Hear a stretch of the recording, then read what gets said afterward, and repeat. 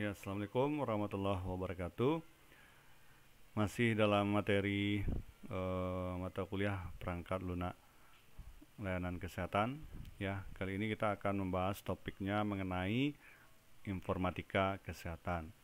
Jadi yang namanya informatika lingkupnya sangat banyak, yaitu ilmu komputer, informasi sistem, sistem informasi, dan lain-lainnya. Nah, kita mengerucut ya membahas masalah teknologi di bagian medis di bidang kesehatan, terutama untuk bagian reka medis. Nah, kita lihat dulu konsep ya dari informasi dari teknologi yang ada seperti gambar berikut.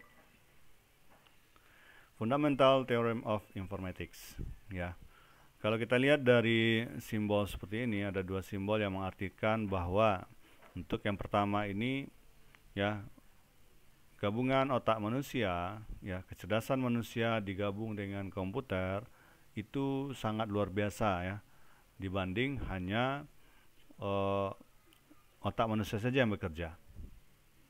Jadi artinya dengan adanya teknologi, manusia menggunakan teknologi itu akan jauh lebih hebat dibanding dengan kepintaran manusia biasa saja. Nah, ini makna gambar yang pertama ini.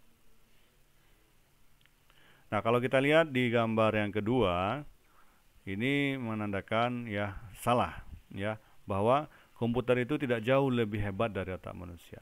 Ya, salah. Karena apa? Otak manusia itu yang lebih hebat dari komputer. Yang membuat teknologi komputer itu adalah otak manusia. Nah, jadi ini fundamental theorem ya. Jadi teori dasar yang sangat perlu kita pahami bahwa peningkatan teknologi tersebut tidak jauh dari kecerdasan dari manusia. Jadi manusia lebih hebat dari apapun juga ya. Perkembangan teknologi itu adalah dari kepintaran manusia ya.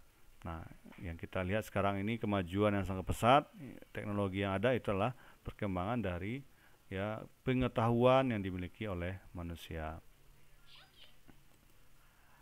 Nah, kalau kita lihat perkembangan yang ada di dunia internet, dunia teknologi, kita bisa melihat gambar ini dari tahun ke tahun ya, mulai dari zamannya internet broadband ya, tahun 2000 menggunakan Telkom ya, yang berbasis broadband ya, masih saluran telepon biasa. Kemudian ada teknologi 3G mobile, itu udah dimulai itu tahun 2003 ya. Kemudian eranya Gmail ya, sebelum Gmail ini kan eranya Yahoo. Nah, Gmail baru merintis untuk dibuat itu tahun 2004 ya, berkembang. Nah, lanjut pada tahun 2006 ya, 2005 itu Facebook dan YouTube mulai berkembang ya, mulai ada saat itu. Nah, lanjut 2006 ada Twitter. Nah, kemudian pada tahun 2007 itu pertama kali smartphone dirilis ya. Jadi smartphone yang berada sekarang ini itu awal mulanya itu dimulai pada tahun 2007 ya. Jadi sebelum kita menggunakan smartphone itu kita masih menggunakan handphone biasa saja. Jadi handphone yang hanya bisa untuk menelpon, SMS ya, ada juga MMS dulu namanya. Nah, itu sebelum era smartphone ada sekarang ini. Nah, jadi dulu barang mahal itu pada era tahun 2007 smartphone itu. Nah, dilanjut ya, mungkin Bapak akan menjelaskan yang secara realnya saja, yang mungkin lebih familiar yang kita ada di sini ya. Pada berikutnya adalah era di mana tablet ada ya. Tablet komputer itu 2010. Jadi komputer yang ada berbentuk buku itu, nah itu tablet namanya itu, nah itu dirintis mulai tahun 2010 ya. Nah, berikutnya era 3G, era 4G ya, era 4G itu mulai ada di tahun 2012. Nah, berkembang terus sampai di 2014 itu ada namanya smart glasses ya, itu kacamata dari Google yang bisa melihat, yang bisa mengecek situasi lingkungan ya, sama dengan kayak handphone juga, smartphone tapi berbentuk kacamata. Jadi dia bisa melihat, mengidentifikasi daerah sekitar menggunakan dengan smart glasses ini. Dan seterusnya 2016, 17 sampai saat sekarang ini teknologi itu selalu berkembang dan berkembang, ya, seperti yang kita rasakan saat sekarang ini. Nah, kita lihat gambar ini, ya. Media televisi, radio, telepon, ya, musik, speaker, ya, rekaman, mic, jam, kamera, peta, arah pencarian itu sudah berada dalam satu genggaman, yaitu smartphone. Jadi semua ini itu sudah berada di tangan kita, di smartphone kita sudah ada semua aplikasinya.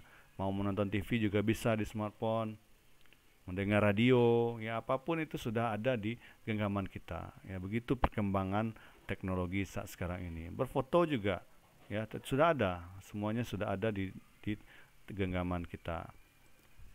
Nah, kalau kita lihat perkembangan teknologi juga itu ada namanya Internet of Things, ya integrasi Internet of Things (IoT) pada berbagai aspek. Nah, ini sudah meningkat lagi bahwa setiap unsur elektronik yang ada di sekitar kita itu sudah terhubung ke internet semuanya.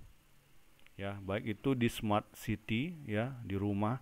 Ada sebuah rumah mungkin yang punya teknologi canggih, ya, untuk menghidupkan lampu sudah di smartphone, ya. Menghidupkan televisi, menghidupkan AC sudah di smartphone, atau mengecek mobil, ya, di mana berada itu sudah bisa di smartphone, itu dengan memanfaatkan internet, ya, jaringan internet, mobile device. Nah, kemudian di area kesehatan, lingkungan kesehatan itu sudah berinteraksi dengan internet. Kita bisa mencek segala sesuatu yang berhubungan dengan medis di smartphone. Nah, perusahaan-perusahaan juga gitu, industri. Kemudian area penerbangan, industri penerbangan, kita sudah berada di dalam satu genggaman kita.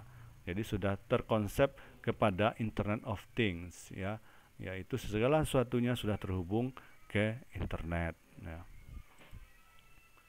Nah, kalau kita lihat perkembangan dari sosial media, nah mulai dari sekarang yang lagi booming yaitu, ya, WhatsApp itu sudah menjadi aplikasi utama kita. Nah, di era dulunya yaitu adalah aplikasi ya, kemudian ada Facebook mulai dirintis tahun 2004, kemudian YouTube, ya, 2005, 2006 Twitter. Nah, kemudian 2009 eranya WhatsApp. Mungkin saat kita menggunakan WhatsApp sekarang ini, waktu awal dulu kita masih acuh tak acuh aja dengan teknologi ini, ya, chatting yang berbasis media sosial ini.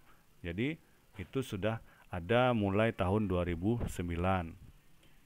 Nah, berkembang lagi itu di tahun 2010 itu Instagram. Ya, sampai sekarang ini, wah, udah sangat luar biasa pengguna dari medsos-medsos tersebut, ya, dan seterusnya. Kita nggak tahu juga apalagi nanti medsos yang akan berkembang. Nah, begitulah cepatnya perkembangan dari tahun ke tahun dunia teknologi, ya. Ini masih konsep bersifat umum yang kita jabarkan, ya. Nanti kita akan lihat jabarannya dari bidang dunia kesehatan. Nah, ini contohnya di bagian informatika dunia medis. Nah, itu sudah berbasis smartphone juga, ya. Salah satunya contoh, jadi banyak sekali aplikasi-aplikasi e-health, ya, electronic health, ya, elektronik kesehatan. Yaitu salah satunya ini aplikasi Hello PT ini, ya, ini bisa kita gunakan, kita download di Play Store. Ini memudahkan dalam pengelolaan berkas rekam medis. Jadi ini adalah aplikasi yang berperan membantu masyarakat dalam mendokumentasikan dan mengevaluasi riwayat kesehatan mereka. Nah, ini menyajikan nanti bisa teknologi filing, kemudian membantu pasien dalam membaca rekam medis yang tersimpan dalam bentuk digital. Jadi kita bisa gunakan aplikasi ini, ya. Apalagi kita berhubungan dengan dunia rekam medis, ya. Ini salah satu contoh perkembangan teknologi di dunia kesehatan. Nah, kalau kita lihat perpaduan antara evolusi teknologi dan peradaban manusia, nah sebelumnya kita sudah membahas masalah evolusi perangkat lunak. Nah, itu juga maksudnya adalah evolusi teknologi yang mengubah peradaban manusia. Kita lihat di gambar sini, teknologi informasi. Nah, kita lihat di sini teknologi informasi itu mempengaruhi perilaku manusia dalam berinteraksi sosial dan bekerja. Begitu juga sebaliknya, perilaku manusia berinteraksi secara sosial mempengaruhi teknologi informasi. Ya, kita bisa lihat contoh yang ada di sekitar kita dengan adanya teknologi informasi. Lihat perilaku manusia sekarang secara sosial. Yang dulunya masih berkumpul-kumpul, ya, ngobrol-ngobrol bersama teman, ya, bermain-main ya, fokus dalam bercerita. Nah, sekarang kita lihat dengan ada teknologi informasi, lagi berkumpul pun kita menggunakan gadget ya, acuh tak acuh aja. Jadi terkadang kita sibuk dengan uh, smartphone kita masing-masing. Nah, sehingga ini mempengaruhi perilaku manusia secara sosial ya. Nah, artinya dulu orang masih ramah tamah dengan uh, intensif ya secara sosial bercerita. Nah, sekarang sudah ada teknologi informasi, semuanya itu sudah jauh dari hal yang ada. Ini mempengaruhi sekali terhadap peradaban manusia. Begitu juga sebaliknya juga. Perilaku manusia secara sosial yang sekarang ini tidak mau repot dengan belanja, pergi ke pasar, mengunjungi warung, membeli ke toko. Nah, itu akan dilirik oleh dengan adanya perkembangan teknologi. Jadi teknologi nanti akan melihat bagaimana nanti manusia itu tidak berinteraksi lagi secara langsung dan menggunakan adalah teknologi. Jadi itu sangat mempengaruhi semuanya. Jadi saling mempengaruhi kedua ini. Jadi teknologi informasi mempengaruhi perilaku manusia. Perilaku manusia juga mempengaruhi teknologi informasi. Nah, mungkin kita sudah mengenal seperti ini. Apalagi di bagian rekam medis ya, itu catatan-catatan rawat jalan pasien yang berbasis kertas, paper seperti ini. Nah, itu kan masih manual, itu masih ada. Nah, bagaimana teknologi mempengaruhinya, ya, mempengaruhi perilaku manusia yang masih menggunakan manual seperti ini. Nah, ini akan terlihat dari era perkembangan saat sekarang ini. Ini mungkin sudah tidak berbasis catatan manual lagi, ya, sudah mungkin berbasis teknologi informasi atau sudah tersistem di dalam komputer, ya. Nah, kita lihat di sini berkas rekam medis yang menumpuk-numpuk seperti ini yang berserakan, yang kalaupun kita cari dalam penyimpanan rekam medis itu akan sangat sulit. Nah, nanti ini akan dipengaruhi oleh teknologi bagaimana supaya berkas ini bisa dapat dicari dengan gampang, mudah, dan melayani pasien secara cepat dengan menggunakan teknologi informasi. Nah, berkembang untuk contohnya status asuhan keperawatan. Nah, ini pencatatannya yang tadi kita lihat secara manual, mencatatnya sudah dengan menggunakan komputer. Jadi dicatat dengan Word misalnya. Jadi berkembangnya itu bertahap, jadi tidak secara langsung. Nah, contohnya seperti ini. Nah, kalau kita lihat perbandingan sekarang, ya ini sudah ada ini yang menggunakan teknologi penerapan paperless medical records. Ya, ini memang kita tidak tertinggal dari dunia luar. Di rumah sakit yang ada di Indonesia juga sudah menggunakan teknologi paperless medical record, di mana pelayanan sudah menggunakan sistem informasi, ya, kemudian nanti tersistem di komputernya rumah sakit, nanti dilayani oleh dokter. Data pasien semua sudah ada dalam genggaman dokter, ya, sudah ada di dalam komputer atau tablet yang dokter miliki. Nah, kalau kita lihat di bagian pelayanan yang salah satu rumah sakit di Singapura, bagian farmasi, ya, kita lihat seperti ini, ada namanya Electronic Prescription (EMR). Jadi petugas dalam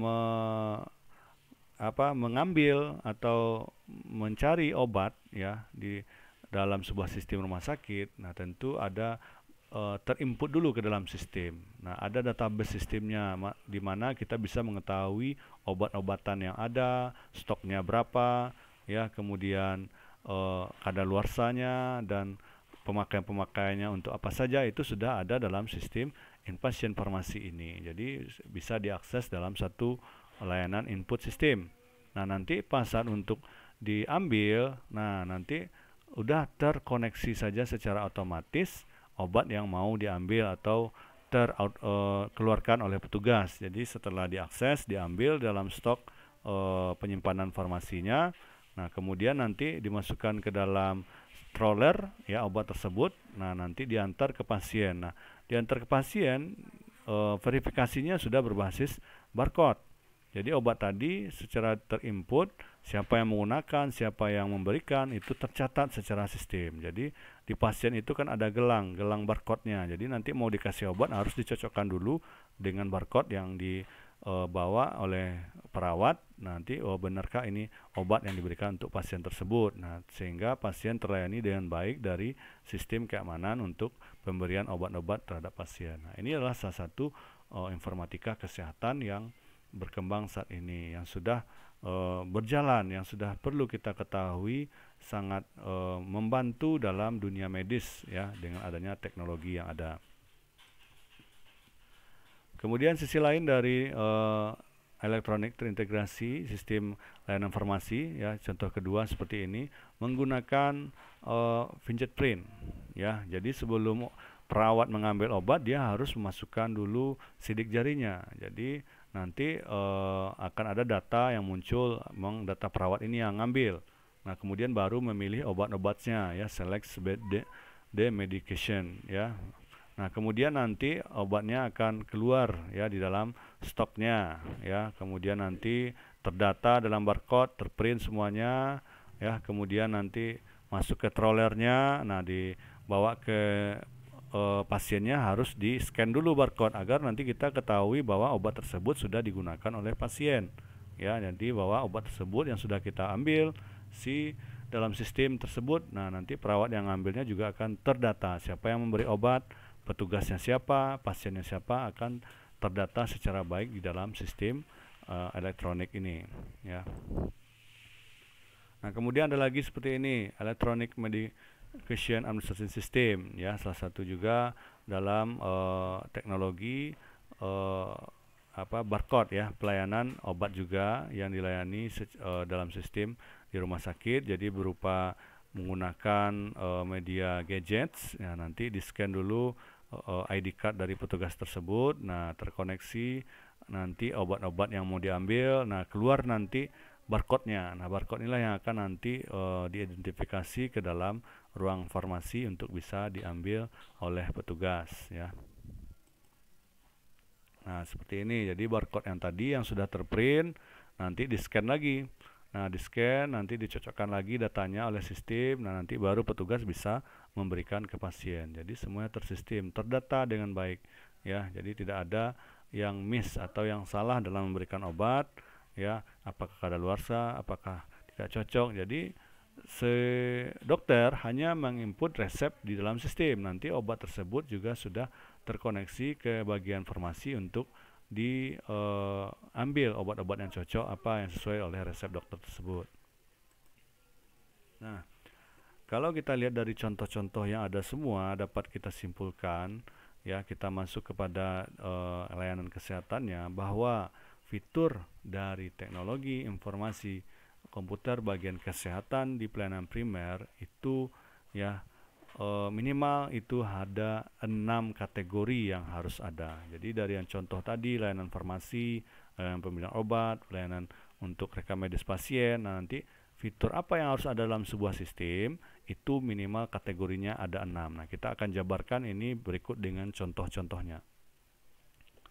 Kita lihat yang pertama, itu fitur apa yang harus ada dalam sebuah sistem di layanan kesehatan tersebut, yaitu menghasilkan informasi pasien. Jadi di sistem yang ada di rumah sakit, kalau kita pernah praktek di rumah sakit, nah kita harus melihat bahwa sistem itu apakah menghasilkan informasi pasien. Nah, kalau ia memang benar ada menghasilkan informasi pasien, nah tentu ada rekam medis pasien elektroniknya, ada daftar obat setiap pasiennya, ada daftar hasil labnya, ada ringkasan kunjungannya. Jadi dalam menghasilkan data informasi pasien di sistem itu minimal harus ada 4 poin ini. Jadi ada rekam medis elektroniknya, ada daftar obat, hasil labnya, dan ringkasan kunjungannya. Ya, minimal ini kategori pertama. Nah, kategori kedua yaitu menyediakan register dan laporan.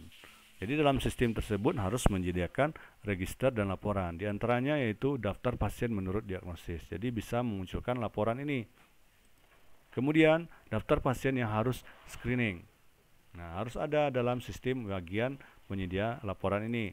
Kemudian daftar pasien dengan obat tertentu, jadi bisa di-print, dilaporkan.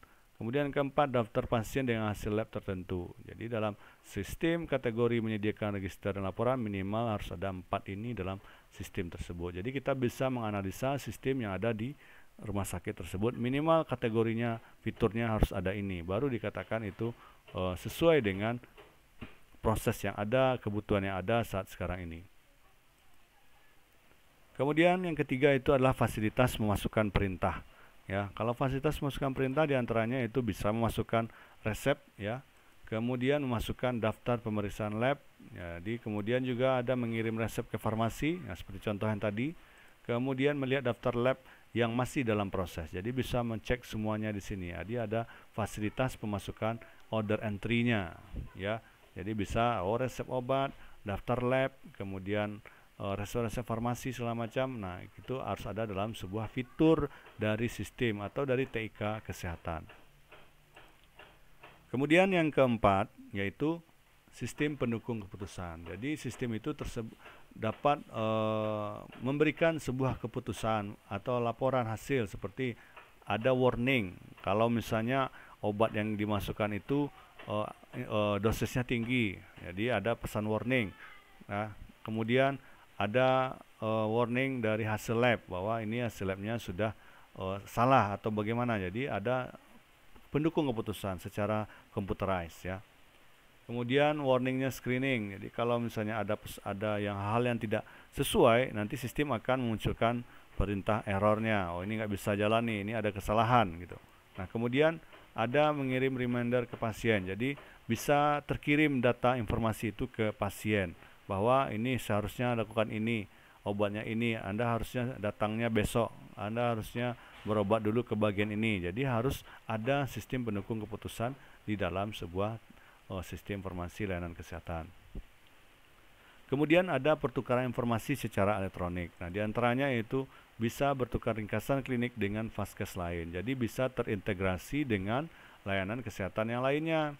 Jadi misalnya bagian rekam medis bisa terintegrasi ke bagian poli. Bagian poli bisa terintegrasi ke bagian farmasi. Bagian farmasi bisa terintegrasi ke bagian keuangan misalnya. Nah, kemudian bertukar hasil lab diagnostik dengan vaskes lain, begitu juga. Jadi contohnya lab gitu ya, hasil lab ini berguna untuk dokter bisa mengetahui, di bagian poli dokter bisa mengetahui hasil lab dari pasien tersebut. Kemudian ringkasan kepulangan pasien yang dirujuk dari vaskes vertikal. Jadi nanti bisa melihat informasi di bagian unit lain di sistem tersebut. Apakah ini ringkasan pasien kepulangan ini bisa dilanjutkan atau tidak. Ya. Kemudian di sistem tersebut kita keterlibatan pasien bisa terfasilitasi, ya. Contohnya kalau pasien meminta rujukan online bisa. Jadi dalam sekarang ini contohnya kan ada itu ya, contohnya di bagian rumah sakit Dr. M. Jamil itu biasanya pasien-pasien yang dirujuk ke M. Jamil tersebut bisa melakukan interaksi ke sistem rumah sakit M. Jamil, ya. Jadi meminta rujukan online, jadi melakukan sistem aja udah bisa langsung di sistem tersebut. Jadi artinya sistem informasi yang ada di rumah sakit M. Jamil itu sudah mumpuni dalam fitur kesehatan. Kemudian bisa konsul lewat email. Nah, mungkin ini bisa ditambahkan dalam fitur kesehatan. Jadi kalau banyak yang perlu dikonsulkan bisa lewat fasilitas email yang diberikan. Kemudian peresepan online. Jadi kalau meminta resep secara online juga bisa terakomodir oleh sistem tersebut.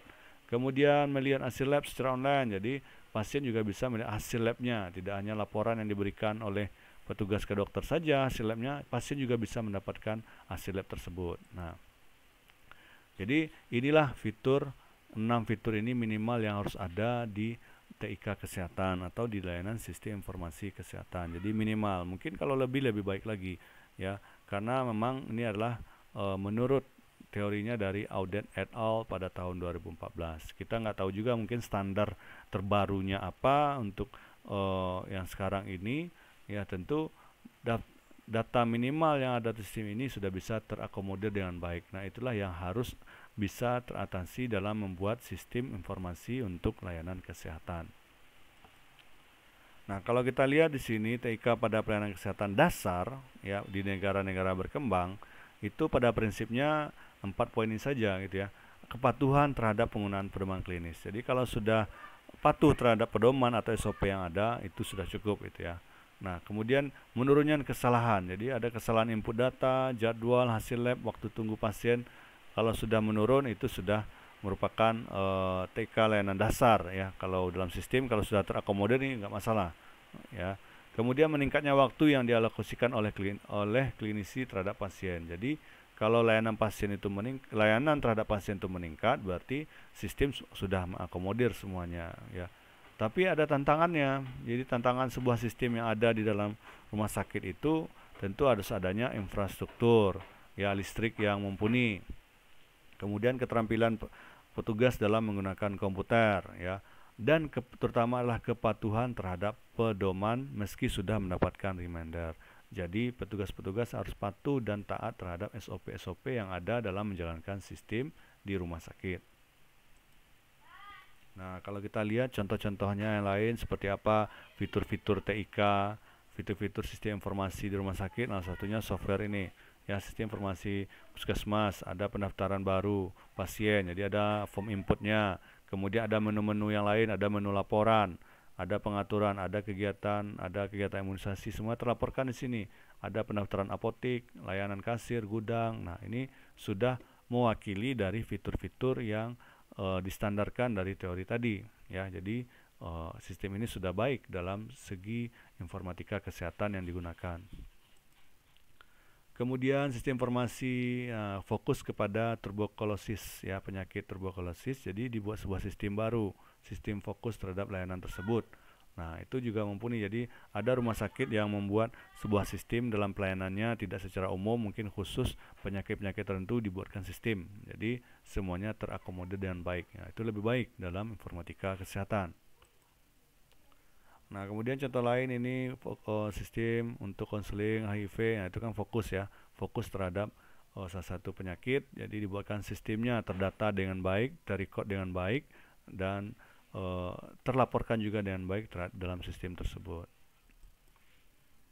Nah, ini laporan-laporan nanti bisa muncul nanti data-datanya, ya, dari berupa angka berapa orang, perempuan, laki-laki. Nah, semuanya terlaporkan dengan baik oleh sistem. Jadi bisa menjadi hal-hal yang positif dalam peningkatan teknologi yang ada di rumah sakit.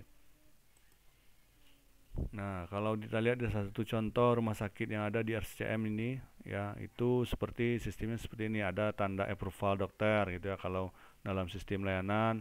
Jadi untuk bisa lanjut ke berikutnya, layanan berikutnya harus ada yang memvalidasi, ya. Jadi ada validasi dicentang dulu baru lanjut. Jadi nggak bisa sistem itu berjalan sendiri-sendiri saja, harus ada yang bertanggung jawab untuk dapat menjalankan sistem ini. Nah, dan pada akhirnya kita melihat bahwa layanan sistem penjemputan pasien, ya, dimulai dari sini, ya. Jadi pelayanan apalagi di bidang kita rekam medis semuanya dimulai pendataannya itu adalah dimulai dari pendaftaran pasien. Jadi udah terlayani dengan sistem. Kalau di bagian depan ini sudah mumpuni baik pelayanannya, tersistem, terrecord dengan baik data pasien, nanti yang berikutnya layanan berikutnya akan baik juga, ya, karena semuanya berawal dari pendaftaran ini. Jadi terrecord. Kalau manual, ya, akan sulit terrecord dengan baik untuk layanan, mau pasien dia mau ke poli, berobat lagi, atau apapun nanti aktivitas yang akan berulang di dalam proses pelayanan penyakit pasien. Nah, itu bisa dihadapkan dengan proses awal seperti ini. Jadi saya kira itu penjelasan mengenai bagian dasar sedikit mungkin masalah informatika kesehatan. Mungkin demikian. Assalamualaikum warahmatullahi wabarakatuh.